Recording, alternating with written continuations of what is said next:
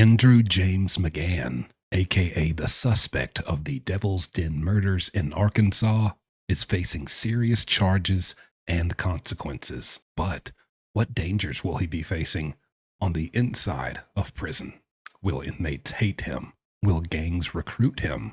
Is there a target on his head already? As someone who recently served 10 years in state prison, I'll tell you exactly what's in store for James McGann.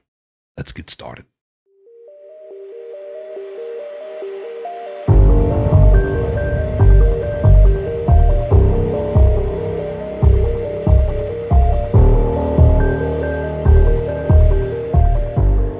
Now, first of all, with James McGann, I think it's safe to say when it all plays out, he will be spending the rest of his life in prison. I mean, I'm pretty sure they said he admitted to it. He made statements to investigators and officers, pretty much saying, yes, he did do it. And even aside from that, pretty much he's caught dead to rights. So although we have to say allegedly for now, I do believe he's going to be spending the rest of his life in prison. But when he gets there, what happens next? Well, listen. There's a lot to go over, and let's start simple. First of all, let's just talk about James McGann physically, okay? He's 6 foot tall, 180 pounds. So I would say there's really no advantage there with his size, but there's also not really a disadvantage. He's pretty much your all-American version of average as far as height and build and weight. And let me just explain, yes, size is not everything. Just because you're big, you're not invincible. Just because you're small doesn't mean that you can't do, you're not capable of holding your own. Just saying, you are in a world now where problems don't get talked out. They get fought out, if not worse.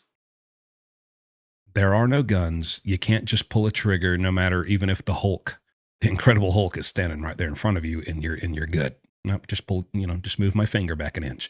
There's none of that in there. Everything, if you want to handle something, it's up close and personal. Even if you don't want any parts of it, somebody might want some parts of you. You hear me? So it does matter. Everything is close quarters. Everything's 6 foot by 4 foot, 6 foot by 8 foot, narrow hallways, concrete walls, concrete floors. Everything is hands-on back there. So if someone has just an extreme size advantage or disadvantage, it is going to be taken into consideration by his fellow inmates. And really, that's what we're here to talk about. What are his fellow inmates going to think? What are they going to do? What are they not going to do? How are they going to feel about him, if anything at all? Anyways, moving on, there's kind of two big points that they have a lot to do with each other. And so bear with me because I need to explain both a bit separately and then how they work together. James McGann very likely will be at least looked at. I'm not saying he'll be recruited. He'll be sized up. He will be considered. He'll have some eyes on him by a very dangerous, very violent, very prominent, powerful prison gang that operates in the state prison system of Arkansas. That is called the New Aryan Empire, or NAE for short. A little bit of history on them. They started in prison. Most gangs begin on the streets, and then, as people get locked up, they kind of click up and get together, and then they, you have your own, group of that spread throughout the state prison system. This one began in prison. Okay. They are brutal. Some of the top leaders have been arrested recently, just as recently as 2020, 2021 for kidnapping, murder for hire, and more. In one case, they even reportedly, this is coming from the police department, used a hot knife to disfigure the face of a member, their own member, who they felt was being an informant and cooperating with law enforcement. They are brutal. They are cold, and they don't care. So I believe this gang, they won't take him. He murdered a woman. He murdered a husband and a wife. But yeah, he hurt a woman. Gangs don't tolerate that. Yes, they do. I don't know what movie you saw or what book you read. I don't know what you're talking about. Gangs don't tolerate violence against grown women, really? Because like 90% of people in prison have beaten up their baby mama before because they made them pay child support or something. You know that, right? So They don't care about that. What they will care about, a few things, but let's start here because I know you want me to get to. Come on, what about what he did with the kids in school? What about that? We're gonna get there. Just hang tight. What they will care about is the fact that this man, using the prison weapon of choice, a knife, not to glorify what he did, not to say I respect or anything. I'm just giving you the bare facts and how he's going to be viewed in prison. They don't care about what he did. They don't care about who he did it to because they're adults. Everyone's in there for doing bad things and violent things to adults. So not a whole lot of judgment being passed there on that. But they are going to say, dang, this dude. I mean, just look at his mugshot. His whole temperament seems to be, yeah, I did it and I'll do it again. And I can't wait to do it again. He looks like, yeah, if I could get over this desk and attack whoever's taking this mugshot of me, I would. That's what he looks like. Other than his goofy haircut, that's what he looks like. They're going to say, dang, this dude. All things kind of point to the fact that he just did this for the love of the game, for the sport of the kill. He just wanted to go out there and kill somebody. A lot of investigators feel that this is not his first time doing it for many reasons. And I believe that during the investigation process over the next year, probably, we will hear about more bodies being tied to him in other areas. This is a guy who went out and seemingly did this just to do it. And he chose an adult man to attack with a knife. Pretty much the only thing you have at your disposal in prison. And as I've mentioned in these kinds of videos before, half the guys 100% of the guys in prison are carrying a shank. They're carrying a knife. More than half of them are pretending that they will use them, but never will and are scared. Less than half will use them. Less than a fourth will use them with the intention to take your life from you. And automatically, this guy has already been sorted when you're looking at the prison hierarchy of these inmates in this cell block, and everyone's looking around, who do I need to assess as a danger and a threat to me? That's what you have to do. That's how it goes in there. He's going to be a threat. He's not a little guy. He's not a huge guy. But he's probably, he's standing eye to eye with just about, most people in there, and he will brutally attack you with a prison knife with the intent to take your life. And he don't even need a good reason, because he didn't need a good one to take these innocent people's from them.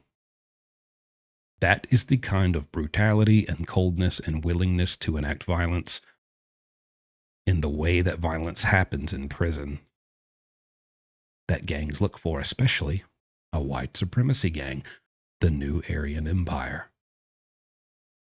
If they decide they want him, you'd have to be a total doofus to. A lot of people also ask me, do you get a choice? If a gang approaches you and they want you to join, do you get a choice? You get a choice. You get a choice.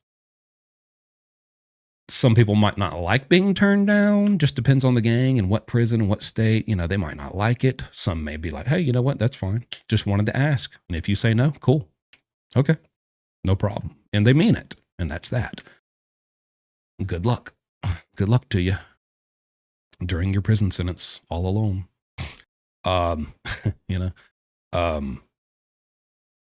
He doesn't have to join, but I think he'd be an idiot not to join. As someone serving the rest of their life in prison, why not join a very large 5,000 strong, according to police, gang that was formed in the very prison system you are going to be in? Yeah. You can rise to power. He could be somebody. He will get rewarded. Lovely. For the work he puts in for that gang. And buddy, apparently you just like to do it just to do it. So, it's like a perfect thing. Now, here's where that could go wrong. Here's where this could totally go the other way. James McGann used to be a teacher. He's taught in several different areas, states, and he's been let go for issues and complications between him and the children, the students. And when I say children, these aren't 11th graders. Like children, fifth graders and under. And apparently he's got, quite of his favorability lies with young girl students. And he's doing a whole lot of creepy stuff. Some parents report he was putting their child in his lap at school and telling them very weird, very creepy things, grooming behavior type of things. One mom even said he told her, her daughter, "I wish we could get married," or "I wish I could be your boyfriend." Very just, I'm not even gonna say odd things, just disgusting things. Honestly. And that also he would bring the girl students treats like from Sonic, and Sonic blasts and little treats and stuff, and just would show a lot of favor to them and have a lot of grooming behavior with these young girls, as well as he was like obsessed with tickling. He loved to tickle. He would tickle these girls.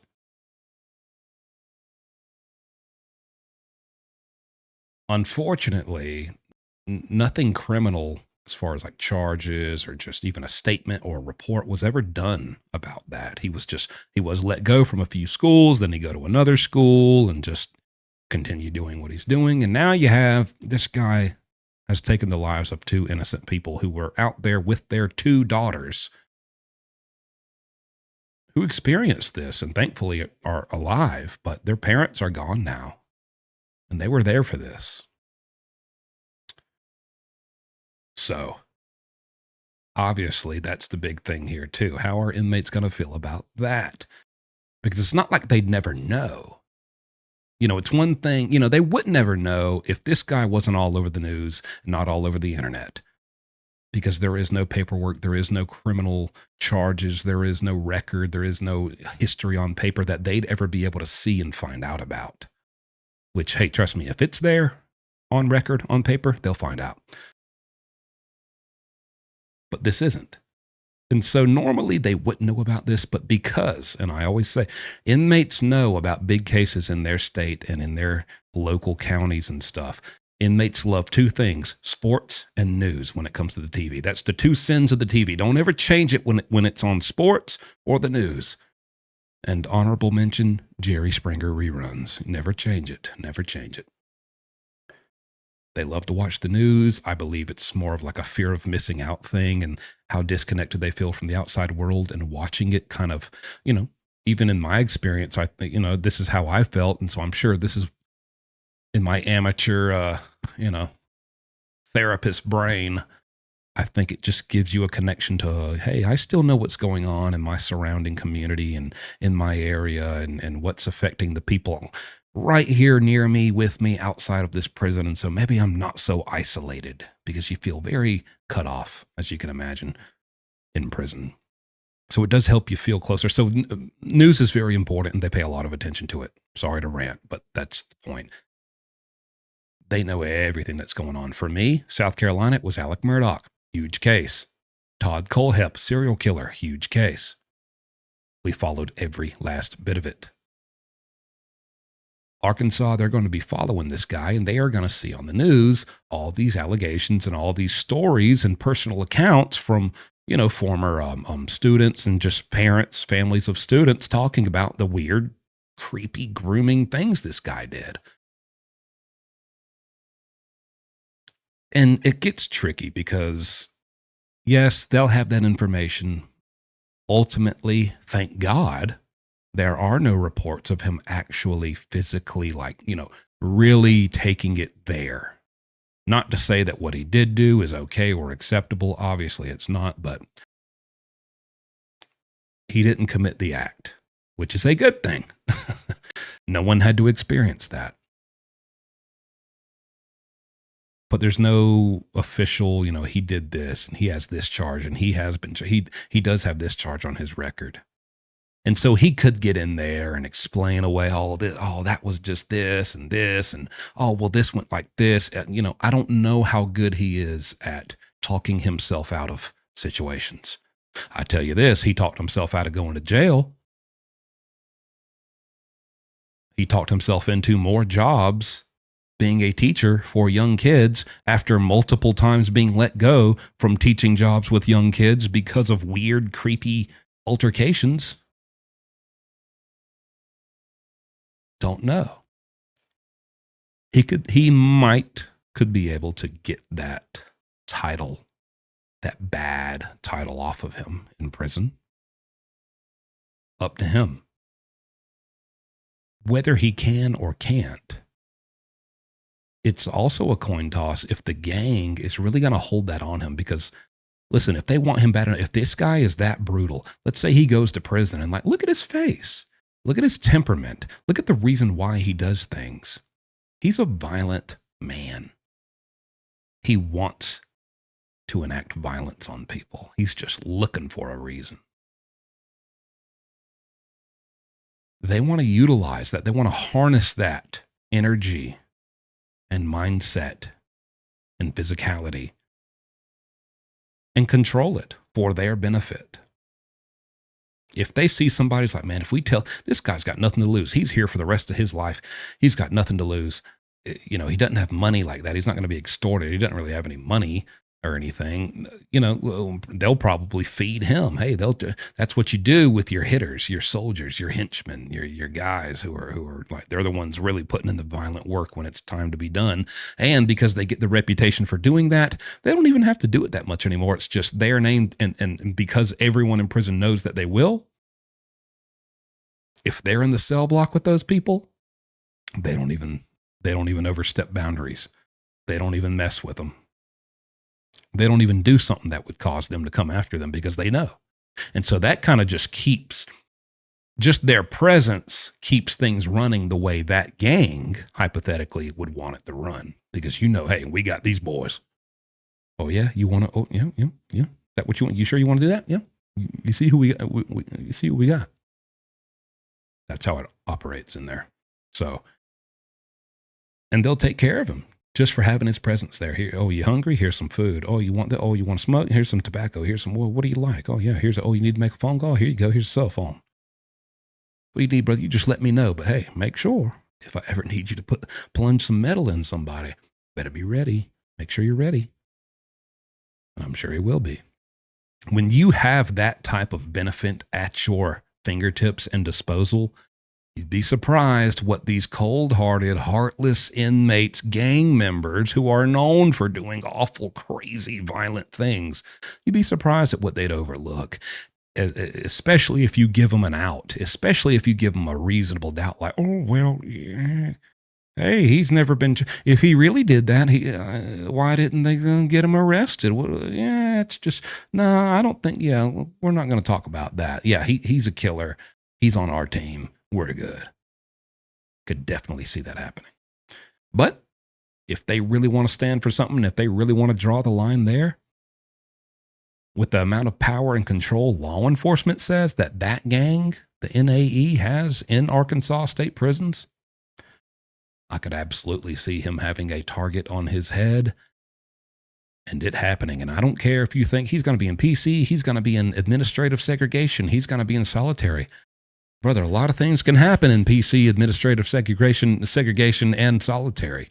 In fact, it is a fact. You can Google right now, this very gang was formed by inmates who are on administrative segregation, and they called shots and hits from administrative segregation. So I'm tired of the narrative, oh, nobody will ever get him. He's going to be on PC. He's going to be in isolation. He'll be on death row. He'll be on blah, blah, blah. No one will ever. That's bull crap, and that is not how prison works. It's not. We've seen it time and time again. So it's up to the gang at this point. He's headed there for sure. It's up to the gang. Do they want to use him or lose him? Let me know what you think in the comments. Are they going to use him or are they going to lose him? If they want to lose him, it's going to be bad because these guys don't play around. They're dangerous. That's what I got for you for now. Any more questions that you'd like me to cover or any more input you'd like from me on this James McGann case, let me know in the comments and I'll make another video about it. Thanks for watching. See you next time.